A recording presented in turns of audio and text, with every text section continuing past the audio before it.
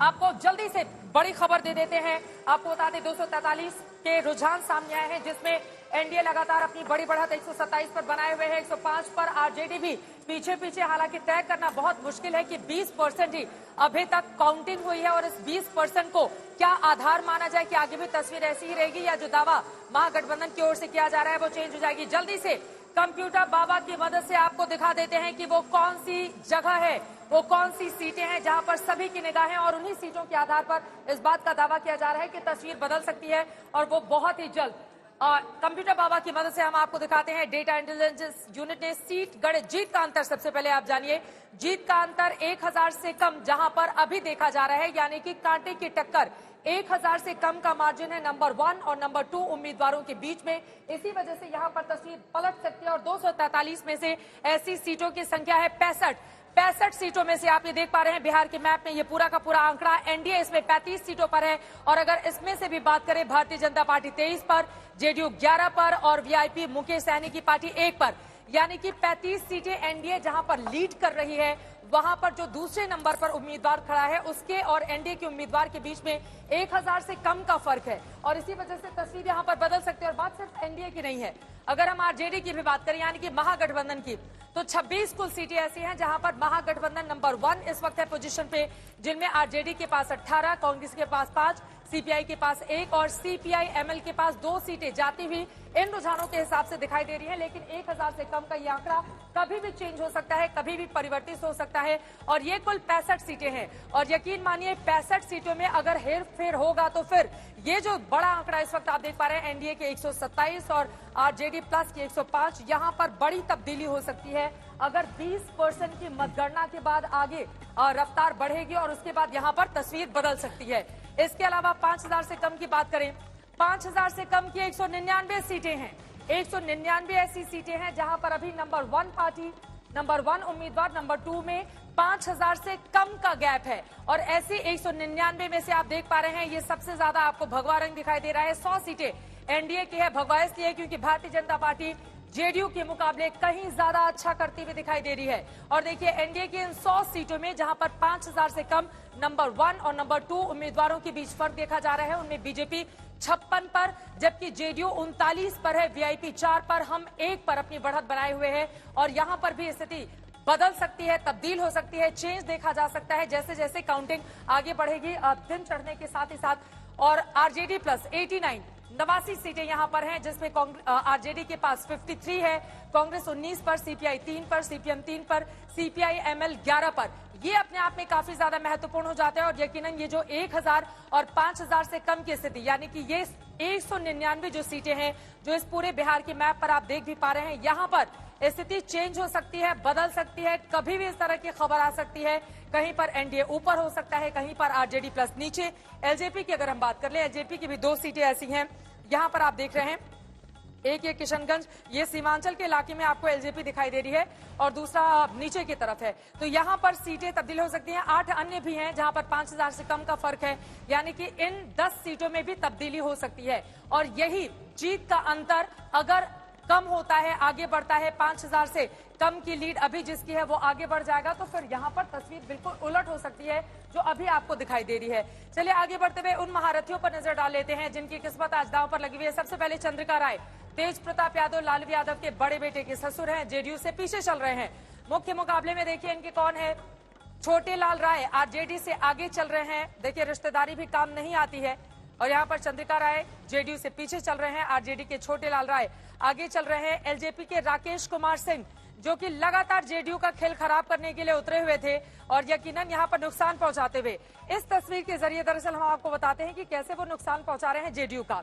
इनके पास चंद्रिका राय के पास 15,061 वोट हैं, छोटे लाल राय के पास 16,205 वोट हैं और यहाँ पर राकेश कुमार सिंह जो एलजेपी के हैं उनके पास 2,582 वोट हैं। अगर एलजेपी के उम्मीदवार यहाँ पर नहीं होते और चंद्रिका राय को ये वोट मिल गए होते तो जरा सोचिए यहाँ पर छोटे लाल राय की स्थिति खराब हो सकती थी। पूर्व जेडीयू के नेता ही हैं ये, लेकिन अब आरजेडी से चुनावी मैदान में है, आगे चल रहे हैं, यानी कि चंद्रिका राय का खेल राकेश कुमार सिंह एलजेपी से खराब कर रहे हैं। चलिए ये तो बात होगी चंद्रिका राय की, पीछे चल रहे हैं। आगे बढ़ते हुए अनंत कुमार सिंह की बात कर लेते हैं जो मोकामा से चुनावी मैदान में है, आगे चल रहे हैं। और मुख्य मुकाबले में इनकी जरा नजर डाल लीजिए। अभी वो आरजेडी से हैं, जेडीयू में भी रहे हैं। बाहुबलियों का अपना अलग ही एक स्वैग होता है, कभी इस पार्टी में कभी उस पार्टी में, जहां अपना देखते हैं कि पलड़ा भारी है अनंत कुमार सिंह फिलहाल आरजेडी से। और यहाँ पर देखिए, यहाँ पर लेकिन बहुत बड़ा गैप है। आरजेडी के अनंत कुमार सिंह 13,317 वोटों के साथ आगे चल रहे हैं, जबकि जेडीयू के राजीव लोचन नारायण सिंह 5,460 वोट इनको मिले अभी तक। और सुरेश सिंह निषाद 2,529, यानी कि सुरेश निषाद राजीव लोचन को अगर मिला भी लेंगे तो इन बाहुबली अनंत कुमार सिंह के आगे ये दोनों लोग कहीं ठहर नहीं रहे हैं। और अनंत कुमार सिंह आरजेडी से मोकामा बिहार में अपनी बड़ी बढ़त बनाए हुए हैं। आगे बढ़ते हुए अंजुम आरा जी की बात कर लेते हैं, जरा इनके बारे में भी देख लीजिए। अंजुम आरा जेडीयू की है, पीछे चल रही हैं। मुख्य मुकाबले में इनके हैं अजीत सिंह सीपीआई-एमएल यानी कि महागठबंधन के उम्मीदवार, और यहाँ पर निर्दलीय ददन यादव। और अंजुम आरा को 9,389 अभी तक वोट मिले हैं, जबकि अजीत सिंह उनसे कहीं ज्यादा 13,620 के साथ आगे चल रहे हैं। और यही रफ्तार रही तो हो सकता है बिहार के डुमराव से इनकी स्थिति मजबूत हो जाए। हालांकि अभी खाली 20% ही आपको बता दें कि काउंटिंग हुई है। मंजू वर्मा मुजफ्फरपुर रेप केस में आरोपी, चेरिया बेरियारपुर से चुनावी मैदान में है। और मंजू वर्मा जी जेडीयू से पीछे चल रही हैं। राजवंशी महतो आरजेडी से आगे चल रहे हैं। और यहाँ पर देखिए एक बड़ा गैप है इन दोनों के वोट के बीच में। मंजू वर्मा पर बहुत सारे आरोप भी लगे थे। और देखिए राजवंशी महतो आरजेडी के आगे चल रहे हैं, पूर्व सांसद भी हैं। 7,852 वोट अभी तक इनको मिले हैं, जबकि मंजू वर्मा को अभी तक सिर्फ 2,800 वोट मिले हैं, यानी कि राजवंशी महतो से आधे से भी कम वोट मिले हैं। जबकि एलजेपी की राखी देवी पीछे चल रही हैं 2,130 वोट के साथ। राखी देवी, अगर एलजेपी कैसे खेल बिगाड़ी है इसका जिक्र भी जरूरी हो जाता है। राखी देवी के वोट को अगर यहाँ पर जोड़ देते तो शायद थोड़े टक्कर में मंजू वर्मा आ सकती थी। हालांकि अभी 20% की काउंटिंग हुई है, लेकिन फिलहाल अभी वो टक्कर देती हुई राजवंशी महतो के चेरिया बेरियारपुर से दिखाई नहीं दे रही है। चलिए आगे बढ़ें। एलजेपी का रोल बताना इसलिए जरूरी है क्योंकि एलजेपी के उम्मीदवार सबसे ज्यादा अगर किसी एक पार्टी को नुकसान पहुंचा रहे हैं तो वो है जेडीयू, और इसी लिहाज से वो निकले भी थे। फिलहाल इनके पास हम चलेंगे। सुधांशु त्रिवेदी जी हमारे साथ जुड़ चुके हैं। सुधांशु जी, महत्वपूर्ण हो जाता है ये देखना, देखिए भारतीय जनता पार्टी तो आगे अपनी बढ़त बनाए हुए है, नंबर 1 पार्टी भी बन रही है, और अभी तक के जो आंकड़े आ रहे हैं वो भी उसके पक्ष में दिखाई दे रहे हैं, एनडीए 127 के साथ। लेकिन एलजेपी, जिसको बीजेपी ने कंट्रोल में नहीं किया, जिसको आप लोगों ने खुला छोड़ दिया कि जाइए जेडीयू का खेल खराब कीजिए, अब जब जेडीयू के ये आंकड़े हैं तो एलजेपी साफ साफ दिखाई दे रहा है कि जिसके राम जी की पूजा करने वाले हनुमान जी लोग सीधे नीतीश कुमार को डैमेज कर रहे हैं इस चुनाव में।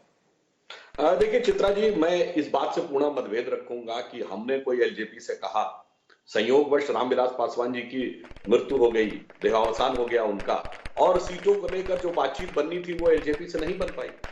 आप सोचिए यदि एलजेपी हमारे साथ होती तो आज जो यह लीड दिखाई पड़ रही है इससे कहीं बेहतर स्थिति नजर आती। और एक और बात भी है, उसमें सिर्फ अंक गणित नहीं, थोड़ा केमिस्ट्री का भी योग हो जाता तो ये और बेहतर नजर आता। और मैं पहले भी कह चुका हूं आपके कार्यक्रम में कि उसके साथ आप सोचिए कि यह कोरोना का दौर, पहली बार ऐसा कोई मुद्दा है जो बिहार में भी लागू है और अमेरिका में भी लागू है। कभी आपने कल्पना नहीं की होगी कोई ऐसा मुद्दा हो सकता है जो अमेरिका और बिहार दोनों जगह एक साथ लागू हो। उसके बाद अप्रवासी मजदूरों की समस्या, जिसको बिहार में सबसे गंभीरता से सामना करना पड़ा क्योंकि यहां मजदूर सबसे ज्यादा थे, उसके बाद बाढ़ आ गई। तो ये 6 महीने का दौर सबसे बुरा दौर था पिछले 5 वर्ष के शासनकाल का। तो उस बुरे दौर में भी यदि हम इस प्रकार का प्रदर्शन करते नजर आ रहे हैं, यद्यपि हम ये मानते हैं कि अभी ये बहुत जल्दी है, 2015 के चुनाव में हम 10 साढ़े 10 बजे तक बहुत आगे थे, बाद में परिस्थिति बदली। इस बार आपने देखा कि आरजेडी आगे नजर आ रहा था, परिस्थिति बदली। शाम तक हम प्रतीक्षा करेंगे, परंतु हम आश्वस्त हैं कि जो संख्या आपके इस दृश्य पटल पर दिखाई पड़ रही है, अंतिम परिणाम आने पर वह संख्या कहीं अधिक हमारे पक्ष में होगी।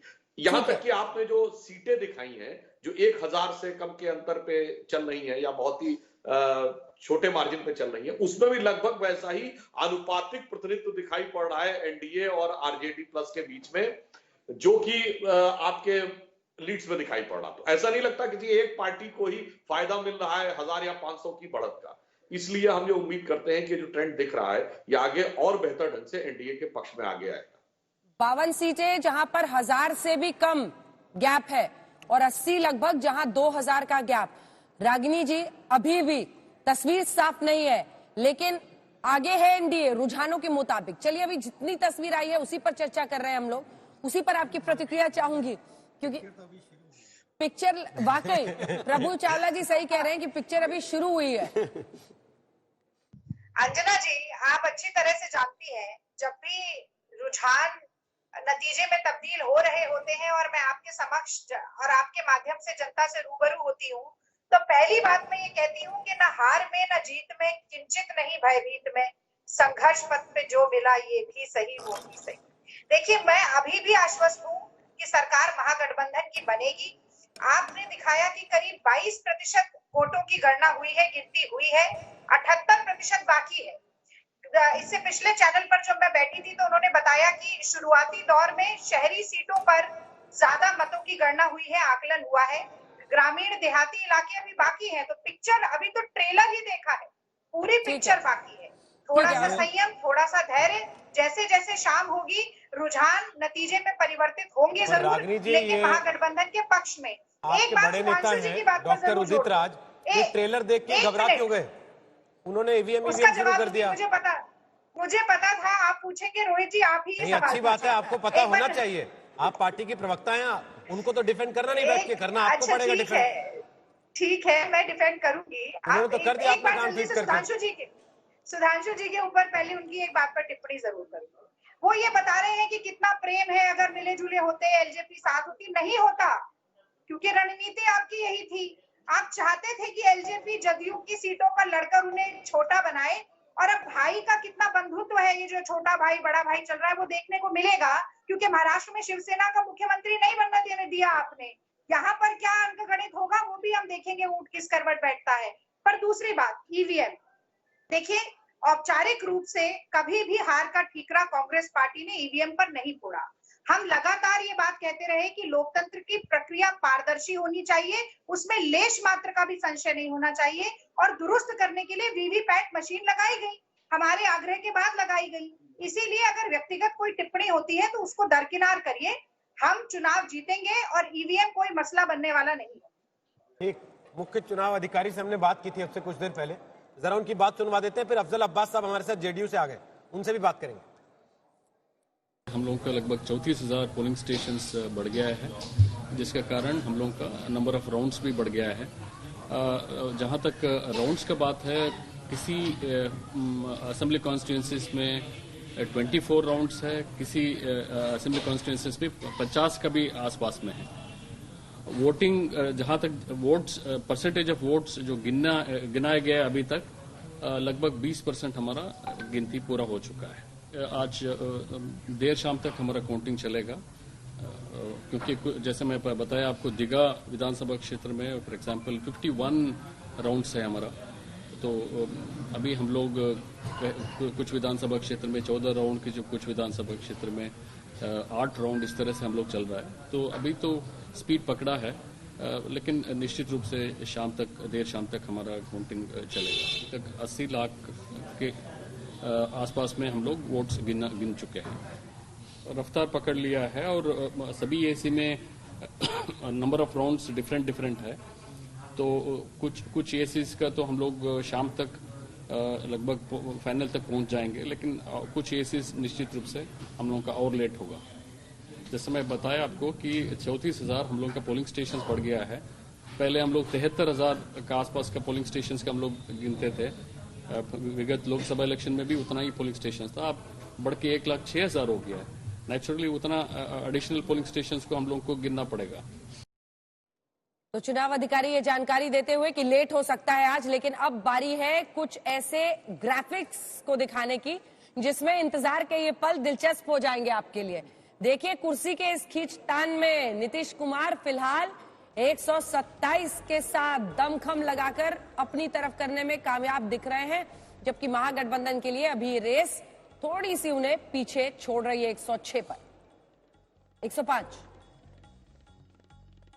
और यहाँ पर अंजना, एक बात का मैं जिक्र कर दूं, ये खींचतान तो लगातार जारी है, लेकिन सीमांचल इलाके में 3 ऐसी सीटें हैं जहां पर असदुद्दीन ओवैसी की पार्टी की लीड है, 2 पर वो सेकंड पोजीशन पर है। तो वहां पर महागठबंधन को डेंट कर रहा है, बिल्कुल वैसे ही जैसे चिराग पासवान अब जेडीयू को कई सीटों पर नुकसान पहुंचाते हुए दिखाई दे रहे हैं। अब प्रभु जी, ये जो 106 और 127 की खींचतान जारी है, हालांकि वही 20-25% की बात आ रही है, लेकिन क्या मतलब समय गुजरेगा तो तब्दीली होगी कुछ? आपने किशनगंज की बात की, मैं देख रहा हूँ बीजेपी आगे है उसके अंदर, वहाँ पर भी किशनगंज एक बैरोमीटर है, जैसे कह सकते हैं आप कि वहाँ से क्या होने वाला है। इसका ओवैसी को जो खड़ा किया गया, उन्होंने अपने कैंडिडेट को खड़ा किया, जो आपने बात कही मैं उससे सहमत हूँ कि बीजेपी ने वहाँ उसको सपोर्ट करके इनडायरेक्टली ये प्रचार हो रहा है, वहाँ पर सच्चाई नहीं है, उसकी वजह से बीजेपी को फायदा जरूर हो रहा है। परंतु दूसरी चीज मैं देख रहा हूँ कि आपने जो कहा कि रामविलास पासवान के पुत्र जो हैं, जो मार्जिन दिखाई दिया था मेरे को जिस सीट के अंदर, उसमें लगता नहीं है कि जिस लीड से आरजेडी के लोग आगे हैं तो बाकी लोगों के उनके विरोधी दल के वोट मिला करके भी उनके मुकाबले में अभी तक कम दिखाई दे रहा है। इसका असर कभी उन सीटों पर नहीं है जो आपने यहाँ दिया, बाकी सीटों पर अब जब टोटल आएगा तब पता लगेगा। परंतु आपकी बात ये सच है कि ये जो वोट कटवा पार्टी जो है, जिन्होंने भी खड़ा किया, फायदा बताइए ना, वोट कटवा पार्टी कौन सी? नहीं, आपने खुद ही कह दिया कि देखो वहाँ पर आगे हैं उस एलजेपी। आपने क्या सीमांचल के अंदर जो जीत रहे हैं, जो लीड कर रहे हैं, तो इसलिए वहाँ पर नुकसान हुआ तो आरजेडी को बड़ा दिखाई दे रहा है। मतलब पर एलजेपी की वजह से कोई आरजेडी को बड़ा नुकसान हो रहा है मेरे को दिखाई नहीं दे रहा अभी तक। बिल्कुल। तो संजय जी, ये माना जाए कि सीमांचल में अगर बीजेपी को ओवैसी साहब फायदा पहुंचा रहे हैं, तो यहाँ पर जेडीयू को सीधे सीधे सिर्फ जेडीयू को ही क्या ये माना जा सकता है कि नुकसान पहुंचाते हुए एलजेपी दिखाई दे रही है, या बीजेपी को भी कहीं कहीं डेंट किया है इस पार्टी ने? नहीं, एलजेपी तो निश्चित रूप से अगर नुकसान पहुंचा रही है तो जेडीयू को पहुंचा रही है। उन्होंने तो सिर्फ 6 ऐसी कंस्टिट्यूंसी है जहां बीजेपी के खिलाफ अपने उम्मीदवार उतारे, बाकी सारी जगहों पे उन्होंने जेडीयू के खिलाफ अपने उम्मीदवार उतारे। लेकिन जिस जगह की आप बात कर रहे हैं, सीमांचल की बात कर रहे हैं, वहाँ अगर अवैसुद्दीन ओवैसी जी की पार्टी वहाँ चुनाव लड़ रही है तो वो मुस्लिम मतदाताओं को अपनी ओर खींच रही है, और अगर मुस्लिम मतदाता उनकी तरफ जाते हैं तो इसका सीधा सीधा नुकसान महागठबंधन को होता है। मुस्लिम मतदाताओं का वोट बढ़ रहा है, और अगर मुस्लिम मतदाताओं का वोट बढ़ता है, जो बड़ी संख्या में है उस इलाके में, कुछ कंस्टिट्यूंसी तो ऐसी है जहाँ 60-70% मुस्लिम मतदाता हैं, तो अगर उनका वोट बढ़ता है तो बाई डिफॉल्ट बीजेपी को फायदा हो रहा है, बीजेपी उन जगहों पे अपना चुनाव निकाल जाएगी। देखिए, चिराग पासवान को लेकर जो बात हो रही है, भले उनकी अपनी पार्टी 5 सीट पर आगे चल रही हो, लेकिन इस वक्त वो जेडीयू को 7, आरजेडी को 10, कांग्रेस को 3 और बीजेपी को 1 सीट पर नुकसान पहुंचा रहे। और शायद यही मकसद भी था कि खुल के मैदान में उनको उतरने का मौका दिया जाए सुधांशु जी, और कहा जाए कि ये तो वोट कटवाएं, इनका हमारे से कोई लेने देना नहीं है, ये हमारे साथ मिलकर चुनाव नहीं लड़ेंगे, और वो कहते रहे कि हम तो मोदी जी के हनुमान है, सीना चीर के देख लो। रोहित जी, देखिए, मैं पहले भी यह बात स्पष्ट कर चुका हूं, जब हमारी तरफ से माननीय प्रधानमंत्री जी और हमारे राष्ट्रीय अध्यक्ष यह बात स्पष्ट कर चुके हैं कि नीतीश कुमार जी हमारे गठबंधन दल के नेता हैं, तो इसमें कोई किंतु परंतु नहीं। हम ऐसा क्यों चाहेंगे? और एक और बात मैं याद दिलाना चाहता हूं भाई, आज संख्या की दृष्टि से जो भी नजर आया, आज से यह स्थिति नहीं है। जब हमारा पहली बार गठबंधन हुआ तब हमारे पास 42 सीटें थी, समता पार्टी के पास 7, तब भी हमने उनको नेता बनाया। पूरे लालू जी के शासनकाल में नेता प्रतिपक्ष भाजपा का था, तब भी जब हमारी पहली बार सरकार बनी तो हमने उनको नेता बनाया। तो यहां पर कोई किसी प्रकार का कोई मतभेद किंतु परंतु नहीं था। मैंने कहा ना, संयोग से पासवान जी का देहावसान हो गया, चीजें सेटल नहीं हो पाई, जो भी रीजन रहा हो। परंतु आप एक बात तो देखिए, अगर एलजेपी हमारे साथ होती तो क्या होता, तो आज की तस्वीर कितनी अलग होती। और मैं फिर एक और बात कहना चाहूंगा, जिसका भी रागिनी जी ने कहा था गठबंधन में, अरे भाई इन्होंने किसको साथ लिया? भाकपा माने, मतलब कम्युनिस्ट पार्टी जो मार्क्सिस्ट लेनिनिस्ट, जो कि नक्सली हिंसा का समर्थन करती है। अरे भाई, आप लोग कम से कम सत्ता प्राप्त करने के लिए एक पार्टी जो बिहार में समाप्त हो चुकी थी उसको पुनर्जीवित करने का काम कर दिया। अब बताइए, उसकी स्ट्राइक रेट कांग्रेस से बेहतर पहुंच गई है। इसलिए मैं कह रहा हूं, नहीं सुधांशु जी, लेकिन एक बात तो है ना, देखिए, जिसने खुद को बीजेपी के बड़े नेताओं का भक्त साबित किया हो, ठीक है, वो हमेशा बोलते भी रहे हैं, चिराग पासवान, बिना किसी हिचक के, अगर उनको वास्तव में मना किया जाता कि नहीं आपको हमारे ही साथ चुनाव लड़ना है और बाद में देखा जाएगा क्या होता है, तो आपको लगता है कि वो अपनी अलग राह ले लेते? देखिए, मेरा मानना यह है कि यदि रामविलास पासवान जी होते तो वह स्थिति बदल जाती, वो चीजें समझ जाती। परंतु जहां तक उन्होंने मोदी जी के लिए कहा, तो मैं कहना चाहूंगा इस बात पे भारतीय जनता पार्टी ने ऐसे नेता उत्पन्न किए हैं, मोदी जी की cutting across the party line तमाम लोग कई मौकों पर प्रशंसा कर चुके हैं। अटल जी का दौर याद करिए, घनघोर विरोधी अटल जी के भी अटल जी के प्रति सम्मान की भाषा बोलते थे। तो ये तो मैं मोदी जी के व्यक्तित्व की विराटता और स्वीकार्यता मानूंगा जो हमारे यहाँ के नेतृत्व कर रहा है। इसमें हम कोई किसी प्रकार की जो लोग चालबाजी देखने का प्रयास कर रहे हैं वह मैं उचित नहीं मानता हूं, क्योंकि हम अपने को नुकसान पहुंचा के कौन सा लाभ पहुंचाने का प्रयास करेंगे। और अभी तक के आंकड़े बता रहे हैं कि 20 से 25 सीटों के मुकाबले में बीजेपी आगे है, जेडीयू पीछे है। अगर 25 से 30 का ऐसा ही आंकड़ा रहता है तो बीजेपी का कोई सीएम बनेगा या नीतीश कुमार ही मुख्यमंत्री बनेंगे? देखिए, मैंने आपको बताया कि पूर्व में भी संख्या हमारी ज्यादा रही है, परंतु तब भी नीतीश जी नेता रहे और हमने अनेक मौकों पे किया है। याद करिए, जब हमारी पहली सरकार बनी कर्नाटक में, जेडीएस की 40 सीटें, हमारी 84, फिर भी हमने उनका मुख्यमंत्री बनाया। मायावती जी के साथ जब गठबंधन हुआ, हमेशा हमारी सीटें ज्यादा थी, हमने उनका मुख्यमंत्री बनाया। तो ऐसा नहीं है, हम उस प्रदेश के हित में और राष्ट्र के हित में निर्णय लेते हैं। हम इस आधार पर नहीं लेते हैं कि साहब संख्या ज्यादा होगी। अब देखिए, महाराष्ट्र में हमारा गठबंधन इस बात पे टूटा, वहां तय था बाला साहब ठाकरे जी के जमाने से, जिसकी संख्या ज्यादा होगी वो बनेगा, परंतु उन्होंने नहीं माना। हाँ, एक बात और कहना चाहूंगा, अभी रागिनी जी ने एक बात बोली थी, हार या जीत की बात, तो मैं कहना चाहूंगा कि भाई उन्होंने तो अटल जी की कविता बोल दी, हार में या जीत में किंचित नहीं भयभीत में।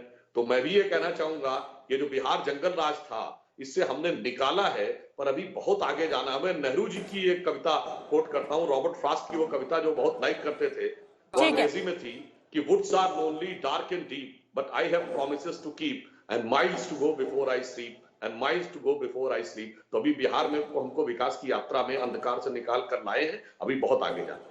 मीलों चलना है और चलते ही जाना है, ये तो आपकी पार्टी की तेज है। फिलहाल तो पटाखे बहुत दूर दूर तक जा रहे हैं। ये देखिए, आपको इसको बिहार में बड़े ही शौक से ये पटाखे फोड़े जाते हैं, फटफटिया बम बोलते हैं इसको, और ये लंबा इसका लड़ियां भी कही जाती हैं। एक बार आपको लिए चलेंगे, ये आंकड़े तो हम दिखाई रहे हैं। रागिनी नायक जी, चिराग पासवान के अगर हम आंकड़ों को देखें, ये देखिए, ये दोनों की रेस आप देख रहे हैं, ज्यादा नुकसान वो महागठबंधन को पहुंचाते दिख रहे हैं अभी तक के आते हुए आंकड़ों के मुताबिक। लगभग 10 सीटें आरजेडी का जहां वो नुकसान पहुंचा रहे, 3 कांग्रेस, 1 सीपीआई, 1 सीपीआईएमएल, और जेडीयू की 7 ही सीटों पर और बीजेपी की 1 सीट पर। चिराग पासवान, क्या वाकई आप लोगों को लग रहा है, सुधांशु जी की बी टीम थे, तो इनकी कितनी कुल बी टीमें हो गई? ओवैसी जी, देखिए, पासवान जी और ओवैसी जी हुए तब तो पूरा वो गठबंधन ही हो जाएगा, जिसमें अजय कुशवाहा शामिल थे, मायावती शामिल थे, सब थे। देखिए अंजना जी, हाथी की एक खासियत होती है, उसके खाने और दिखाने के दांत अलग अलग होते हैं। मैं शुरुआत से ये बात कह रही हूँ और आज भी उस पर कायम हूँ कि गठबंधन जदयू के साथ और छोटे छोटे ठगबंधन कई और किए थे। भारतीय जनता पार्टी ने अपनी राजनीतिक रणनीति के हिसाब से ये ठगबंधन किए थे और इसका उनको पूरा अधिकार था। देखिए, मैं इसका इल्जाम भारतीय जनता पार्टी पर नहीं लगा सकती। यदि उनको फायदा हो रहा है, वो साम दाम दंड भेद की राजनीति येन केन प्रकारेण हमेशा से करते आए हैं। लोकतांत्रिक प्रक्रिया मजबूत हो, लोकतंत्र सशक्त हो, सही मायनों पर चुनाव लड़ा जाए, जमीनी मुद्दों पर लड़ा जाए, ये भारतीय जनता पार्टी की प्राथमिकता नहीं रही। उनकी प्राथमिकता रही सत्ता की कुर्सी, और वह उसी हिसाब से उन्होंने चुनाव लड़ा। अब आपने बिल्कुल सही सवाल पूछा कि हनुमान अगर सीना चीर कर दिखा सकते हैं तो क्या घर नहीं बैठ सकते थे जदयू की सीटें ज्यादा होने के लिए? लेकिन वो लड़े, और वो अंदरूनी इशारे पर लड़े, क्योंकि सिर्फ यहाँ पर बिहार की सत्ता की बात नहीं है, केंद्र में मंत्री पद की भी बात है। जो उनके पिताजी रहे, अब शायद वो भी देख रहे होंगे, बड़ा अनुमान है मेरा। लेकिन आज मुझे लगता है कि विश्लेषण भारतीय जनता पार्टी से ज्यादा मुझे कांग्रेस पार्टी पर बोलना चाहिए, और मैं ये बहुत ही जिम्मेदारी के साथ कहती हूँ कि भारतीय जनता पार्टी का एक विकल्प बनने की जो हमारी पूरी तैयारी है, हम जो जमीनी मुद्दे उठाते रहे हैं, इसके साथ साथ क्षेत्रीय स्तर पर भी किस तरह से कांग्रेस का संगठन लगातार मजबूत हो, इस पर काम करने की बहुत ज्यादा हमें जरूरत रहेगी। मैं ये बात बहुत जिम्मेदारी के साथ स्वीकारती हूँ, पर मैं अभी भी यही कहूंगी कि 20% वोटिंग जहां हुई हो, तो 80% तक आते आते शाम नहीं रात हो जाएगी। और ये मान लीजिएगा कि लालटेन जो है वो रात में जलती है, और लालटेन को जो है वो हाथ ही उठाता है। तो कांग्रेस का हाथ लालटेन पकड़े हुए रात तक जगमगा उठेगा, ये बात आप मेरी मान लीजिए। और एक बात मैं और कह देती हूँ कि बहुत बार हमें ऐसा लगता है कि जीत का लड्डू और हार का ठीकरा जल्दी से बांट दिया जाए, लेकिन अभी दोनों को ही थाम कर रखने की जरूरत। अब्बास साहब लालटेन लेके खड़े हैं और ये बता रहे हैं कि आप लोग क्या क्या कर रहे थे, लेकिन फिलहाल जो तस्वीर है वो तो हम दिखा रहे हैं, 127 में सरकार बनती हुई दिख रही है, लेकिन जेडीयू छोटी पार्टी बन गई है इस बार। देखिए, इसके पहले भी आरजेडी बड़ी पार्टी थी और जेडीयू छोटी पार्टी थी, उसके बाद भी सरकार बड़ी ठीक नहीं बनी थी। तो हमारे पहले क्या दिया गया था कि जेडीयू बड़ी हो या बीजेपी बड़ी हो, उससे कोई फर्क नहीं पड़ता है। जो जादुई आंकड़ा है 122 थे, इसके बाद आगे हम जा रहे कि नहीं जा रहे। हम समझते हैं कि उससे कई ज्यादा आगे जाएंगे और सरकार बनेगी, नीतीश कुमार ही बिहार के अगले मुख्यमंत्री होंगे, इसमें कोई इम्पैक्ट नहीं है। अब विपक्ष को है, अपनी आजादी है, आज बोलने के लिए बोले, उससे कोई रोक नहीं सकता है। लालटेन में तेल है नहीं, लालटेन जले कहां से? लालटेन अब तो एलईडी का जमाना आ गया, किस घर में जलता है बताइए? बिहार के कोई घर नहीं है जहाँ एलईडी बल्ब जलता हो, वह लालटेन तो जलता नहीं है। अब लालटेन लेके हाथ घुमाता है तो फर्क नहीं पड़ने वाला। लालटेन घर में लालटेन भी है ना, तो लगता ही है कि वो पड़ा हुआ है, जब उसमें जंग लगा पड़ा हुआ है। तो किसका होगा राज तिलक में नॉन स्टॉप कवरेज? आप बिहार के चुनावों पर देख रहे हैं। 127 रुझानों के मुताबिक एनडीए और महागठबंधन 106 पर। ये साफ संकेत देता हुआ अभी भी वोटों की गिनती जारी है कि रफ्तार धीमी है, लेकिन एनडीए अब लगातार काफी देर से 127 पर अटका हुआ है। ये बताता हुआ कि जो रुझान अभी तक क्या हैं, शुरुआती ही कहे जाएंगे, क्योंकि अभी तक कुछ हजार गिनती ही हुई है। 20% के आसपास गिनती हुई है। 4 करोड़ से ज्यादा वोट डले हैं और 80 लाख गिनती हुई थी कुछ देर पहले तक जब बात हुई थी। तो आप सोचिए कि 80% वोटों की गिनती अभी होनी है। हालांकि शुरू में रफ्तार थोड़ी धीमी होती है, बाद में रफ्तार तेज होती है, लेकिन फिर भी वक्त लग सकता है। हम आपको बता दें कि 127 पर एनडीए रुझानों के मुताबिक आगे होकर सरकार बनाती दिख रही है। इलेक्शन कमीशन की प्रेस कॉन्फ्रेंस हो रही है, आइए आपको सीधे लिए चलते हैं। As well as for the bypolls in the 54 assembly constituencies and the single parliamentary constituency bypoll in Bihar, it is going on smoothly. We are here to share with you the arrangements that have been made and the processes that are being followed. I'll quickly request my colleague Mr. Ashish Kundra to give a brief on that. Good afternoon. As all of you are aware, that the counting in Bihar is happening and the data is captured periodically round-wise, which is entered on our ECI portal, and all of you can access that data either through the voter helpline application or through the website eci.results.gov.in. And this data is getting updated very fast, and of course, I need not share the current trends with you because that is available with all of you. But needless to say that there has been absolutely glitch-free counting process so far, and from all across Bihar. So far, what we have been able to gauge is that about slightly more than 1 crore votes have been counted in Bihar, which means that there is significant ground to be covered yet, and I think so far there are no issues which have come to our notice from any quarters. But if you want some specific figures, if anybody wants, we'll be happy to share with all of you. But I think I'll request Chandbhushan to give a brief on counting at Bihar. Good afternoon, friends. As you are aware, this time we have close to 63% increase in number of polling booths because in view of COVID-19 requirements, Commission decided to limit the number of electors at each booth to 1,000 from 1,500. And so the number of booths gone up from 65,000 to 1.06 lakh, and it means the 1.06 lakh number of EVMs to be counted. Also, you would be aware that in our broad guideline issued on 21st of August 2020, we decided to have the limit of tables in a particular hall to 7. Earlier it used to be 14 in general. However, to observe the parameters related to social distancing and requirement of presence of counting agents, etc., it was decided. But also on ground,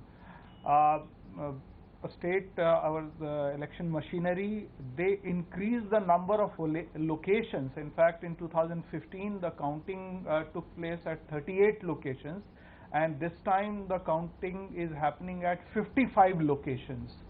And also in each of the ACs, either the bigger hall has been taken, or there has been the counting in more than one hall.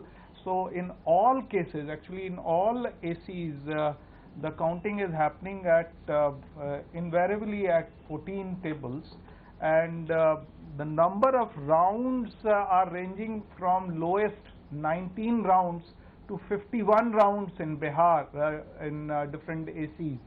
So the approximate average for Bihar would be close to 35 per AC number of rounds in for the final results. So this is the broad picture, and our counting machinery on ground is doing our work very diligently without any glitch, as already pointed out by our colleagues here. And we hope to finish the counting as per the procedure late tonight. Thank you. We have some questions from media. The first question is from Ritika Chopra of Indian Express. Can the Deputy Election Commissioner please list out the differences between a conventional counting process and the Bihar counting on account of COVID-19? I will take up this particular question. As I mentioned already, that in terms of counting, Commission prescribed to, you can say that decongest the particular counting hall, and it has limited the number of tables in each of the halls. So that is one change which has happened in from earlier occasion. Also, the number of locations have gone up so that the counting process goes smoothly and at more number of locations to take care of this additional need.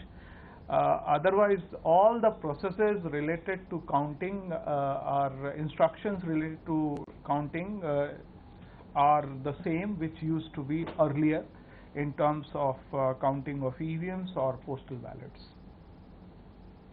Another question is, how many rounds of counting have finished by 1 p.m. and under normal circumstances, how many rounds of counting would have been finished by now? I think every AC, the round depends upon the number of polling booths which it has. So it would be very difficult to answer specifically related to these issues. Also, the on an average kind of situation, it depends. When you start counting early and then when you go in the motion, then again the time variation may happen, kind of thing. So it's a very difficult to put a specific number to this kind of situation. There's a question on postal ballots. How many postal ballots were received this time? And please provide a corresponding figure for the 2015 election. I can share one particular input related to postal ballot, that as per law, all postal ballots received till 8 a.m. today on the day of counting are to be taken up for counting. So it means the postal ballots received at the counting center till 8 o'clock in the morning today, it needs to be taken up for counting. So the data related to that would be available at the level of concerned returning officer at present. I can only add that for service voters, about 1.6 lakh ballots were dispatched, and the data, I think, as Mr. Chandrabhushan has said, is to be collated, but about 50,000, more than 50,000 service voters' votes have been received in the RO's offices. We have a question in Hindi. मतगणना क्या धीमी चल रही है? कितना समय लग सकता है फाइनल रिजल्ट आने में? मतगणना धीमी नहीं चल रही है, मतगणना की रफ्तार वही है। जैसा कि मैंने बताया कि चूंकि ज़्यादा ईवीएम की काउंटिंग होनी है, तो हो सकता है थोड़ा समय उसके लिए जरूर लगेगा, क्योंकि आप ये भी जानते होंगे कि 2015 के मुकाबले हर चीज में बढ़ोतरी हुई है। आपके नंबर ऑफ जो मतदान केंद्र हैं वो बढ़ गए हैं, इसीलिए ईवीएम मशीनें जो काउंट होनी है वो बढ़ गई हैं आपकी। पोस्टल बैलेट में जो है उसमें भी नंबर पहले से इजाफा हुआ है। हालांकि इन सबको ध्यान में रखते हुए हमने अतिरिक्त जो केंद्र है वो भी बनाए हैं, पर फिर भी थोड़ा बहुत जो समय ज्यादा काउंट के कारण रहेगा वो रहेगा। इसमें कहीं पे धीमी गति से मतगणना करने की बात कहीं से नहीं आती है। One last question from Madhav of Times Now. The question is, EVM doubters continue to raise questions about whether it can be hacked. Certain leaders raised doubts during the campaign too. What is ECI's response to these statements? It has been clarified time and again that EVMs are absolutely robust and tamper-proof. Even Honorable Supreme Court has upheld the integrity of EVMs more than once. In fact, the Election Commission of India had also offered EVM challenge, inviting all political parties in 2017. The integrity of EVMs is absolutely without any doubt and merits no further clarification. Thank you. One question on the number of EVM machines. How many machines more this year compared to 2015? As in case of Bihar, I already told that at that time we had 65,000 polling booths. So naturally corresponding number of EVMs related to those many booths. And this time we have 1.06 lakhs polling booths. So accordingly we will have corresponding number of EVMs related to that for counting purposes. Chandrabhushan sir, I have one question. This is Ritika from the Indian Express. I'm sorry, it's probably it's a very basic question. Mr. Kundra had said that you all have roughly counted about over 1 crore votes till now. As opposed to how many polls? Can you give us a total poll figure in terms of votes? How many votes polled this time? See, as already told, that we have the data coming even today morning at the level of RO for the postal ballot. So the total number of votes polled actually, which is will do. Yeah. An approximate figure will do. We don't need an exact figure, but approximately the total number of votes. So that at least we can write 1 crore out of, say, whatever, 4 crore votes like that. See, we have already said that we had a 57.09% of polling overall in Bihar, and the number of total electors in Bihar were 7.3 crores. So accordingly, one can do the estimation related to that. Thank you. Thank you, friends. That's all we have time for at the moment. We shall of course be back later in the day for another such interaction. Thank you very much. Thank you.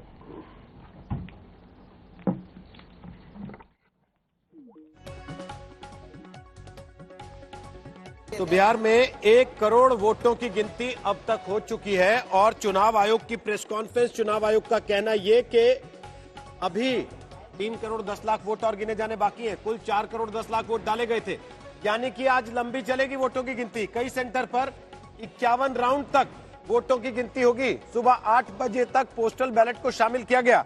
Shahnawaz Hussain हमारे साथ आ गए, BJP के राष्ट्रीय प्रवक्ता। शाहनवाज जी, लंबा इंतजार करना पड़ेगा, आज तो लड्डू खा नहीं पाएंगे। जी नहीं, हमें इंतजार शाम तक का ही है, लेकिन अगर आज तक के स्क्रीन पर भरोसा करें तो अभी 128 यानी बहुमत से ज्यादा हमारी सीटें अभी हैं। इसको अगर एग्जिट पोल न माने, अगर इसको सैंपल पोल मान लें, सैंपल मान लें कि कितनी वोटिंग हमें मिल रही है, तब भी उसमें हम काफी आगे हैं। तो मैं मानता हूं कि कोरोना की वजह से पोलिंग बूथ बढ़ गए हैं, राउंड बढ़ गया है, करीब 30 राउंड से ज्यादा हर जगह है। तो अभी भी गिनती ज्यादा हो गई होगी, क्योंकि जो चुनाव आयोग ने कहा है उसके हिसाब से अभी गिनती और बाकी है। लेकिन हमें पूरी उम्मीद है कि हम एनडीए की सरकार बनाने जा रहे हैं धन्यवाद जी। भारतीय जनता पार्टी बहुत अच्छा परफॉर्म कर रही है। एक बार मनोज झा भी कुछ कह रहे हैं। मनोवैज्ञानिक गेम खेलने की कोशिश करेंगे। हमारे तमाम कार्यकर्ताओं, हमारे उम्मीदवारों से आग्रह है आपके माध्यम से, जीत का सर्टिफिकेट लेके ही निकलिए, हाथ में जीत का सर्टिफिकेट, क्योंकि आप सब जान रहे हैं कि इस बार काउंटिंग क्यों स्लो हो रही है, उसके पीछे कारण है। इसलिए रियल टाइम डेटा आपका अटका पड़ा रहता है बहुत देर तक एक ही जगह। लेकिन हम लोग तो इलेक्शन कमीशन के अलावा अपने सभी कॉन्स्टिट्यूंसी में महागठबंधन के सहयोगियों भी सभी बात कर रहे हैं और आपको यकीन दिला रहे हैं कि ओपिनियन पोल को एग्जिट पोल ने खत्म कर दिया। एग्जिट पोल के बाद आप देखेंगे नतीजे वही होंगे। एक अन्य मार्ग जो ठीक मेरे सामने है, वहां बदलाव सुनिश्चित है। चंद घंटों का इंतजार करिए और ये मैं यकीन के साथ कहता हूं कि आप परिवर्तन देखेंगे। आपके हिसाब से महागठबंधन कितनी सीटें सर महागठबंधन को आपको मैं सीधा बता देता हूँ, 122 है आंकड़ा, उसके ऊपर ये कहाँ रुकेगा जो मैंने पहले कहा था, आज भी दोहरा रहा हूँ। अभी कितनों पे लीड कर रही है? अभी तो मैं आपको बता रहा हूँ कि रियल टाइम डेटा में हम 124 पे हैं, लेकिन वह दिख नहीं रहा है। कॉन्फिडेंट है सर, कॉन्फिडेंट है, पूरी पार्टी कॉन्फिडेंट है। हमारी बात छोड़िए, बिहार कॉन्फिडेंट है, क्योंकि बिहार ने इस बार रोजगार पे वोट किया है, बेहतर स्वास्थ्य के लिए वोट किया है। बिहार के लोग नया बिहार गढ़ने के लिए वोट किए हैं, इसलिए हम लोग 100% कॉन्फिडेंट हैं। शायद अभी 1:30 बज रहा है, 7-8 बजे रात तक जब आपके पास आएंगे ना, तो ये करते हुए ये आंकड़े मैंने आप इतनी बात कहने का तो कोई मतलब ही नहीं रहा। आपको याद है पिछली बार का, उनको सारी मिठाई बाद में राजद कार्यालय में भिजवानी पड़ी। मनोज झा जी बीजेपी कह रही है सफलता बोल रही है। गुस्सा गए मनोज झा जी, जब पूछा गया कि मिठाई क्यों नहीं, तो कह रहे हैं पिछली बार का याद है ना। तो संभल के मिठाई बांटना चाहते हैं। एक बार बीजेपी दफ्तर चलते हैं। मौसमी सिंह वहां से इस वक्त लाइव हमारे साथ मौजूद हैं। मौसमी सिंह, जरा वहां की तस्वीर दिखा दीजिए, क्योंकि पहले कोई नहीं था, फिर भीड़ जुटी, त्योहार का माहौल हुआ, अब फिर स्थिति ये हो गई कि भाई थोड़ा रुक जाओ, अभी थोड़ा थम जाओ।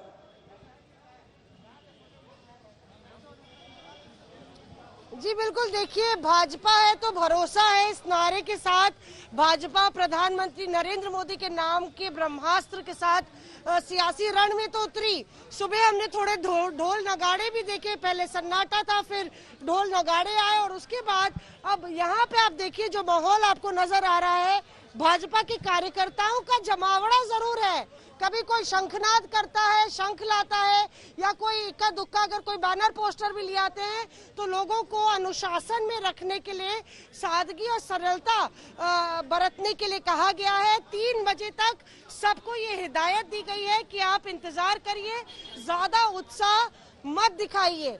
यही हाल है, आपने सुना रोहित, लड्डू और मिठाई दोनों तरफ बने हैं, पोस्टर और बैनर दोनों तरफ बने हैं और सारी तैयारी दोनों तरफ हुई है, पर कोई भी इस तैयारी को दिखाना नहीं चाहता, अभी पर्दे के पीछे रखना चाहता है, क्योंकि भाजपा को याद है पिछली बार की खटास, पिछली बार जो उसकी किरकिरी हुई, पटाखे फूट गए और उसके बाद उनपे पानी फेरना पड़ा।